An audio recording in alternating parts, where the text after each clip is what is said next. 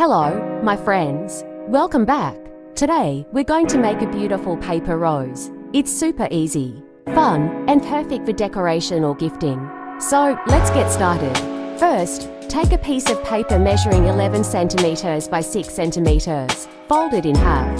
Then unfold it. Fold all 4 sides inward, and then fold both long sides toward the center crease. Take another piece folded the same way and place it on top. Fold them together in half.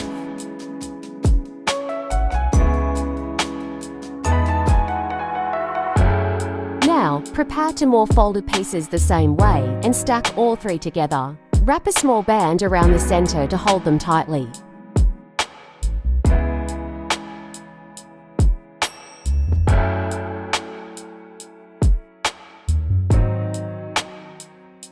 Carefully unfold each layer upward, one by one, to form the petals.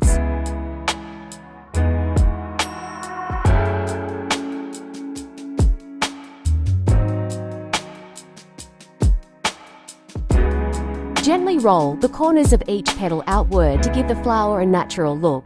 Next, take a 5 centimeters by 5 centimeters square piece of paper. Fold it in half, then fold it again, and once more sideways. Draw a petal shape using a pencil and cut it out. Unfold it and apply a little glue in the center. Stick it to the bottom of your flower. This will act as the base. Now, take a strip of paper 15 centimeters long and 3 centimeters wide. Roll it tightly from one end to the other.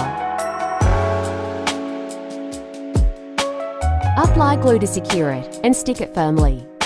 Finally, use a glue gun to attach it to the back of your flower as a stem or support. And that's it, your beautiful handmade paper rose is ready. If you enjoyed this craft, let me know in the comments below. Don't forget to like, share, and subscribe for more fun craft ideas. Thanks for watching. See you next time. Bye.